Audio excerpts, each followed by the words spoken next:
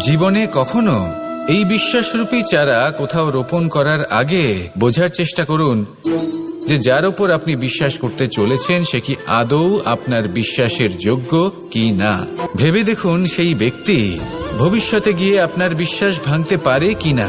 এটাও ভেবে দেখুন যে যাকে আপনি বিশ্বাস করতে চলেছেন তাকে আপনি বিশ্বাস করলে নিজের জীবনের উদ্দেশ্যে আপনি অগ্রসর হতে পারবেন কিনা। আর তার জন্য প্রয়োজন সঠিক সিদ্ধান্ত, পরখ করা, কোনটা উচিত কোনটা অনুচিত সেটা বোঝা। আর তাতে কিন্তু আপনি সন্দেহবাতিক হবেন না, তাতে আপনি আরো নিপুণ হয়ে উঠবেন।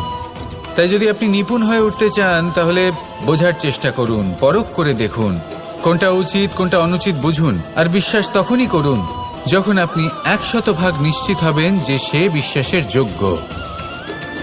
আসুন আমার সাথে ভালোবেসে বলুন রাধা।